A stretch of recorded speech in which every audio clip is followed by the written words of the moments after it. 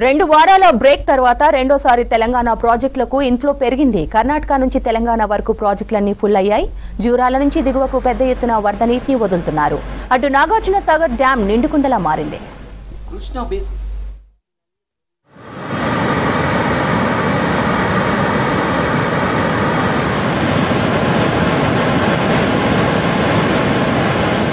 కృష్ణా బేసిన్లోని ప్రాజెక్టులకు మళ్లీ వరద మొదలైంది.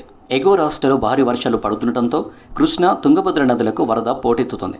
2 వారాల వ్యవధిలోనే కృష్ణా బేసిన్లోని ప్రాజెక్టులకు ఈ ఏడాది రెండోసారి పెద్ద ఎత్తున ఇన్ఫ్లో నమోదవుతుంది. ఇప్పటికే ప్రాజెక్టులన్నీ ఫుల్ కెపాసిటీకి చేరుకోగా జూలై 3వ వారం నుంచి ఇప్పటి వరకు ఎగువ ప్రాంతాల నుంచి తెలంగాణ ప్రాజెక్టులకు 800 టీఎంసీల నీరు వరద రూపంలో వచ్చినట్లు ఇరిగేషన్ అధికారులు చెబుతున్నారు.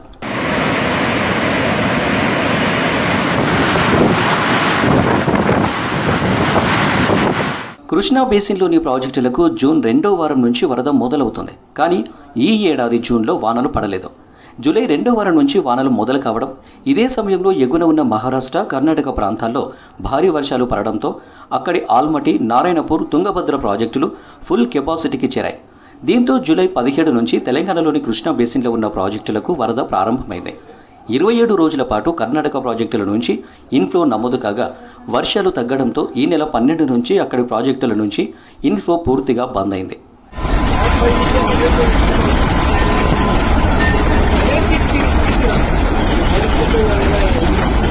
అప్పటి వరకు 1,00,000 క్యూసెక్ల నుంచి 4.5 లక్షల క్యూసెక్ల వరకు నమోదైన ఇన్ఫ్లో ఒక్కసారిగా 40,000 క్యూసెక్ల నుంచి 20,000 క్యూసెక్లకు పడిపోయింది.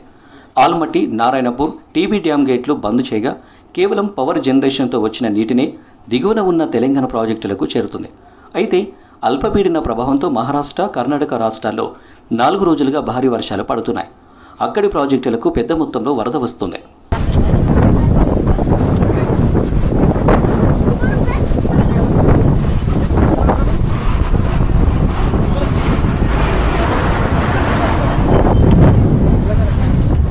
ఎగువన ప్రాజెక్టులన్నీ ఫుల్ కెపాసిటీలో ఉండగా వచ్చిన వరదను వచ్చినట్టుగా కిందకి వదులుతున్నారు. దీంతో 2 వారాలు తిరగక ముందే కర్ణాటక ప్రాజెక్టుల నుంచి తెలంగాణ ప్రాజెక్టులకు మళ్లీ వరద మొదలైంది. గత సోమవారం నుంచి అక్కడి ప్రాజెక్టులతో 1,00,000 క్యూసెక్ల మేర వరద వస్తుండగా ఇది మంగళవారం సాయంత్రం నాటికి 2.10 లక్షలకు చేరింది. ఇంకా 2 రోజుల పాటు వర్షాలు పడే ఛాన్స్ ఉన్నట్లు వాతావరణ శాఖ చెబుతుంది.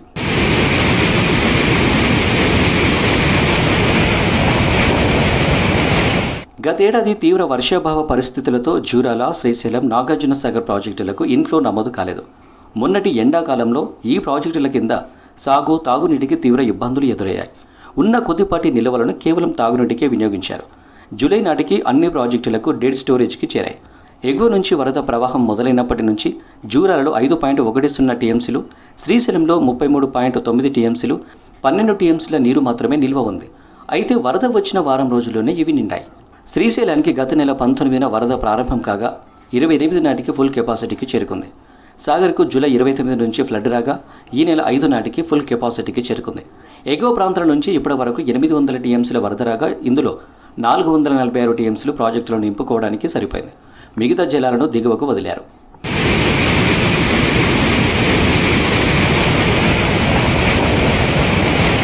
జూరాల, శ్రీశైలం పరిధిలో ఉమ్మడి పాలమూరు జిల్లాలో నెట్టెంపాడు, భీమా, కోయిల్ సాగర్, ఎంజీకేఎల్ఐ స్కీమ్స్ ఉన్నాయి. అయితే ఉమ్మడి జిల్లాలో ఎక్సెస్ వర్షం నమోదైనా ఇంతవరకు చెరువులు నిండలేదు. 1,265 చెరువులు ఉండగా వర్షాకాలం ముగుస్తున్నా సగం చెరువులకు నీరే చేరలేదు. అయితే లిఫ్ట్ కెనాల్స్తో చెరువులను నింపాల్సి ఉంది. 2 ఏళ్ల కింద ప్రాజెక్టులకు వరద ప్రారంభమైతే మొదట నీటిని లిఫ్టులకు ఎత్తిపోసి అక్కడి నుంచి కెనాల్స్తో చెరువులకు నీటిని తరలించేలా ఆఫీసర్లు ఆదేశాలు జారీ చేసేవారు. ఈ ఏడాది వరదలొస్తున్నా ఇప్పటి వరకు చెరువులు నింపేందుకు చర్యలు తీసుకోవడం లేదని రైతులు వాపోతున్నారు.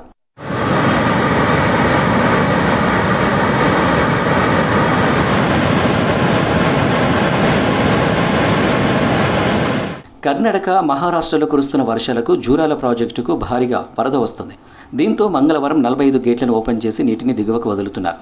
కృష్ణా ఉపనది భీమా నుంచి 50,000 క్యూసెక్లు ఇన్ఫ్లో వస్తుంది. నారాయణపూర్ డ్యాం 25 గేట్లు ఓపెన్ చేసి 161,380 క్యూసెక్ల నీటిని దిగువకు వదులుతున్నారు. అటు శ్రీశైలం నుంచి వరద నీరు వస్తుండడంతో నాగార్జున సాగర్ ప్రాజెక్టు నిండుకుండలా మారింది.